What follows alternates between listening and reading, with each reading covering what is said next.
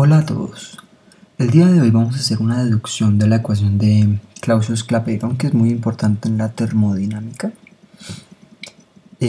Vamos a dividir esta deducción en dos videos, en dos partes. La primera va a ser dedicada a fundamentos relacionados con la máquina de calor de Carnot y ciclos reversibles o ciclo de Carnot. Y esta parte de fundamentos se va a realizar principalmente para hacer la deducción de cuál es el trabajo hecho por una máquina de Carnot. Si usted ya conoce este resultado, entonces puede pasar al siguiente video, que tratará como tal la deducción de la ecuación de Clausius-Clapeyron. Entonces tenemos que ver un poco cómo funciona la máquina de Carnot, como les acabo de decir.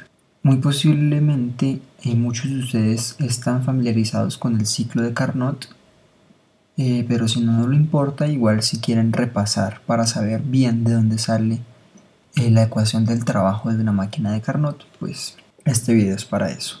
La máquina de Carnot es una máquina parecida a un motor de combustión interna de un pistón. Entonces, pongámoslo así, adentro de ese contenedor donde está el pistón, tenemos gas ideal.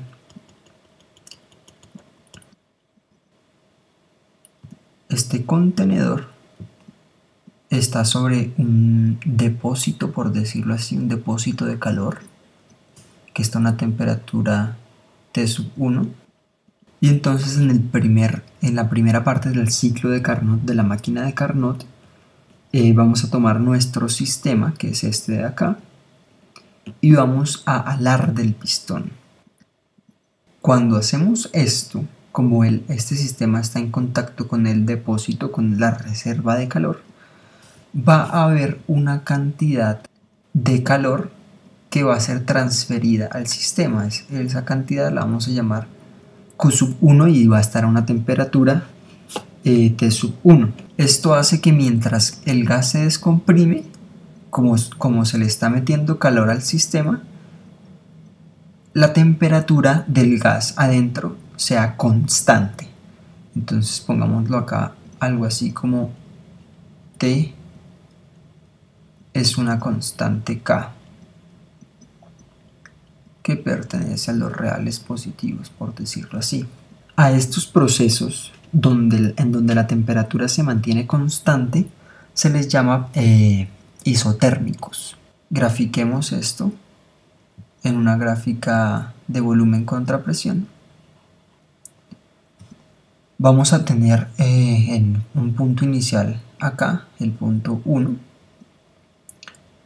y vamos a aumentar el volumen. La presión nuevamente va a disminuir en algo de este estilo, pero esta gráfica está sobre una línea que la vamos a llamar la línea isotérmica. Sobre esta línea la temperatura va a ser igual a una constante, ¿cierto?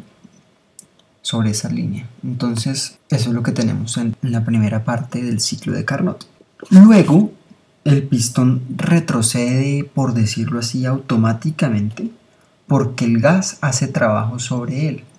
Esto se da porque no hay una interacción con la reserva. Entonces vamos a tener acá a la reserva T1, acá el contenedor, y el gas está haciendo trabajo sobre el pistón y lo está empujando hacia arriba. Pero mientras esto ocurre, acordémonos que si el volumen aumenta, la presión disminuye, y como no hay interacción con el exterior, entonces la temperatura va a disminuir. A este proceso se le llama un proceso adiabático porque no hay intercambio de calor o de energía. Entonces la temperatura adentro del pistón va a disminuir de T1 a T2. Entonces va a pasar acá de T1 a T2. Obviamente T1 es mayor que T2. Entonces, graficando esto de nuevo en un gráfico de presión contra volumen, pues teníamos la primera parte del punto 1 al 2, y acá lo que va a pasar es que el volumen va a aumentar, la presión va a disminuir, pero la temperatura también va a disminuir. Es decir, si esta era una línea isotérmica, vamos a bajar a otra línea isotérmica, que son dos niveles distintos. Entonces acá teníamos a T igual a K, acá vamos a tener T igual R, donde obviamente K es mayor que R. Hagamos un poco de espacio para poner el tercer paso. Posteriormente, pues el sistema se pone en contacto con el T2 que hemos dibujado anteriormente. Entonces tenemos acá nuestra reserva T1. Acá a este T2 lo vamos a llamar condensador, porque está liberando o está absorbiendo calor del depósito. Entonces acá volvemos a tener nuestro gas y tenemos nuestro pistón, y vamos a comprimir el pistón. En este caso nosotros estamos haciendo trabajo sobre él. Esto va a causar algo así como una inyección de calor del pistón o del contenedor hacia el condensador. Entonces vamos a tener esto, y a este calor lo vamos a llamar Q2, y va a estar a una temperatura T2. Aquí la temperatura del gas no va a cambiar, es decir, vamos a estar comprimiendo el gas. Esto obviamente aumentaría la temperatura y la presión. Está aumentando la presión, pero la temperatura no aumenta porque está siendo liberada en forma de calor hacia el condensador. Este pues es otro proceso isotérmico. Si lo graficáramos sería algo de este estilo. Se me había olvidado poner acá que hemos llegado al punto número 3. Bien, entonces acá nosotros teníamos nuestras líneas isotérmicas, y ya después pues nos queda volver a llevar el contenedor a T1, o sea hacia T1. No va a quedar en T1, pero sí lo vamos a llevar hacia allá. Entonces vamos a tener de nuevo el contenedor, y vamos a estar de nuevo comprimiendo el gas que está dentro. T2 va a estar acá libre, y cuando comprimimos obviamente la presión va a aumentar, pero ya no tenemos ningún condensador al cual liberar calor, por lo tanto la temperatura va a aumentar, y la temperatura va a aumentar de T1 a T2. ¿Sí? Entonces, de nuevo haciendo la misma gráfica, ahora lo que vamos a hacer es ir desde 4 hasta 1. Este es otro proceso adiabático. Este pues es muy básicamente el ciclo de Carnot, y nos va a ayudar a resolver un problema importante, porque podemos escribir el trabajo hecho por el gas como la integral de la presión por el diferencial del volumen, y esto realmente va a corresponder a el área encerrada entre estas líneas isotérmicas y adiabáticas. Aquí recorrimos el ciclo de 1 a 2 isotérmicamente, luego de 2 a 3 adiabáticamente, de 3 a 4 también isotérmicamente, y de nuevo de 4 a 1 regresamos al punto inicial adiabáticamente. Tomamos un calor Q1 a una temperatura T1, y con ese calor hicimos que la máquina hiciera un trabajo W, y también liberamos un calor Q2 a temperatura T2. Si quisiéramos llevar a cabo el ciclo hacia el otro lado usando la reversibilidad de la máquina, entonces tendríamos que darle un calor Q2 a una temperatura T2, y tendríamos que hacer trabajo sobre la máquina para poder obtener Q1 a una temperatura más alta T2. Este trabajo que tendríamos que hacer sobre la máquina es el mismo que la máquina produce cuando la máquina lleva a cabo el ciclo en la forma en como lo acabamos de explicar. Y este es el trabajo que nos interesa, pero lo podemos deducir de otra manera. Si tomamos en cuenta la primera ley de la termodinámica, que nos dice que el cambio en la energía interna va a ser menos el cambio en el trabajo más el cambio en el calor, digamos, del sistema, ocurre que en la máquina de Carnot, que cumple procesos reversibles, el cambio de la energía interna es nulo, es decir, llegamos al mismo punto, al punto número 1, en donde tenemos la misma temperatura con la que comenzamos. Y recordemos que para un gas ideal, la energía interna delta U o U depende realmente de la temperatura o de los cambios en la temperatura del gas. Y pues acá ese cambio en la temperatura pues va a ser igual a 0. En realidad este delta W es simplemente el trabajo. Esto lo podemos realmente escribir como menos el trabajo más delta Q es igual a 0, y esto pues va a implicar que el trabajo sea igual a delta Q, y delta Q realmente solamente es Q1 menos Q2, ¿no? Que es, digamos, como el balance general del calor que fue extraído o puesto en el sistema.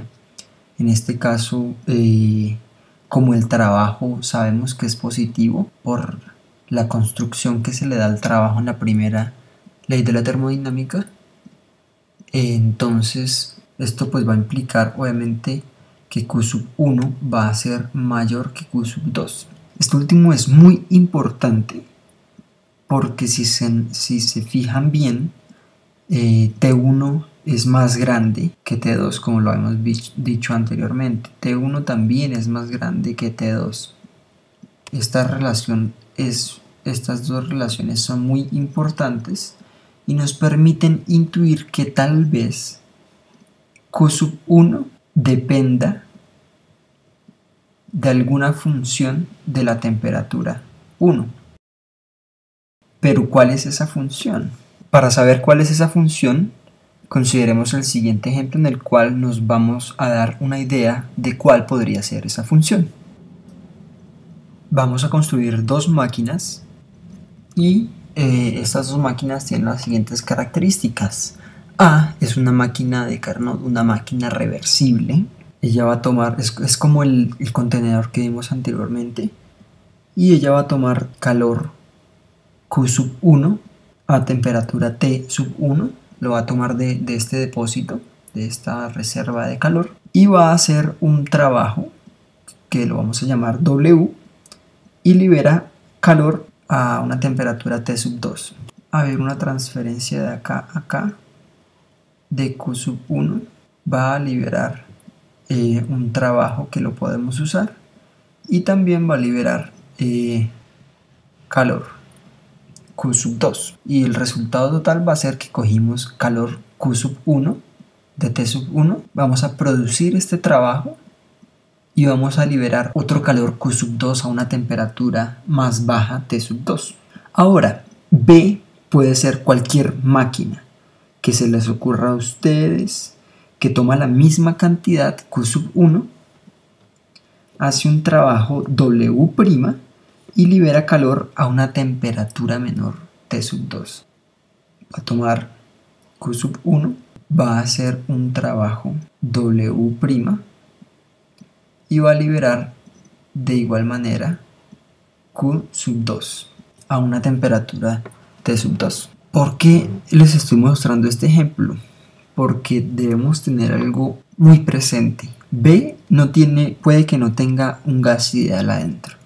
Puede tener café, por ejemplo, y puede ser una máquina supremamente ineficiente, o también puede ser una máquina reversible. Pero entonces hacemos este ejercicio por lo siguiente. Vamos a suponer que W' es mayor que W, es decir, que el trabajo que obtuvimos de la máquina B va a ser más trabajo del que obtuvimos en la máquina A.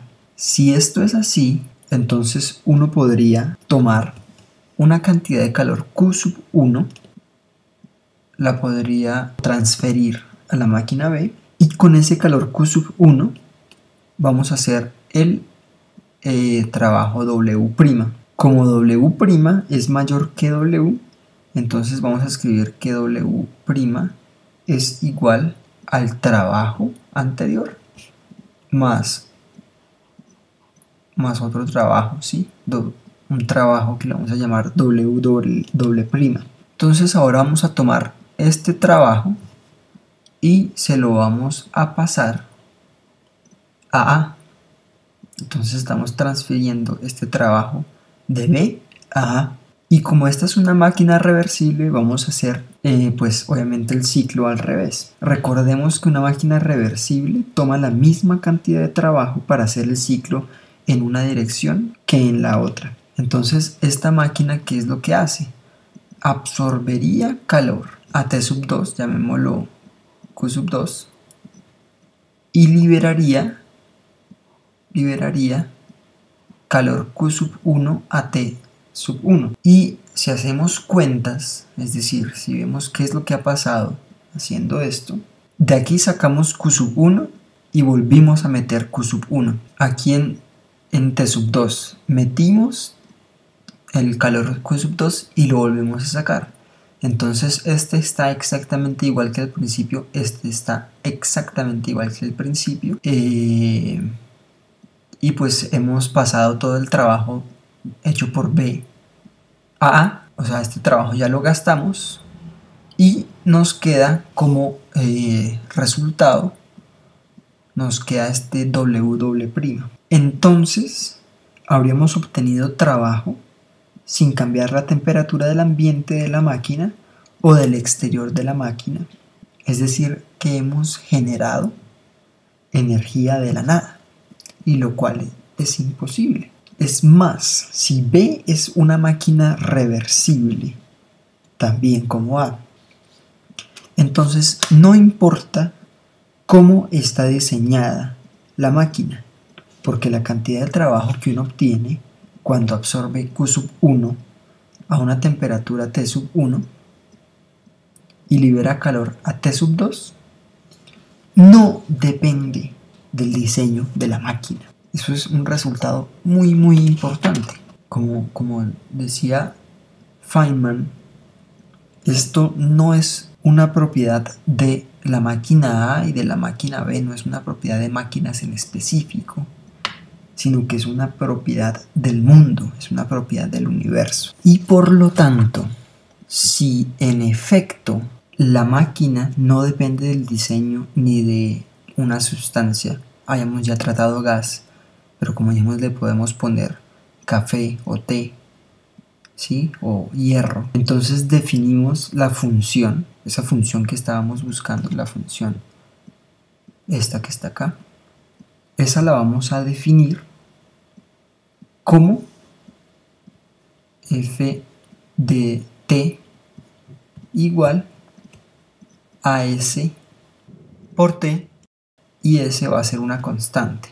Entonces acá hay un truco, y es que si escribimos s T1 T2 obviamente va a ser igual a s T2 T1, y esto obviamente va a implicar, o lo podemos escribir como Q1 T2 igual a Q2 T1. Y esto obviamente también implica esto, que Q1 sobre T1 es igual a Q2 sobre T2. Y de acá podemos despejar, por ejemplo, Q2 es igual a Q1 por la razón de las temperaturas. Y teníamos de la primera ley de la termodinámica que el trabajo es igual a q sub 1 menos q sub 2, y esto obviamente va a ser igual a q sub 1 menos q sub 1 t sub 2 sobre t sub 1. Simplemente reemplazamos lo que está acá en q sub 2. Esto es igual a q sub 1 factor de 1 menos t sub 2 sobre t sub 1, y haciendo esta resta, pues esto es igual a q sub 1 por t sub 1 menos t sub 2 sobre t sub 1. Y esto lo podemos escribir de forma general. Por lo tanto, el trabajo hecho por una máquina de Carnot o reversible va a ser igual al calor añadido por delta T sobre T. Y pues este es el resultado al que queríamos llegar en este video.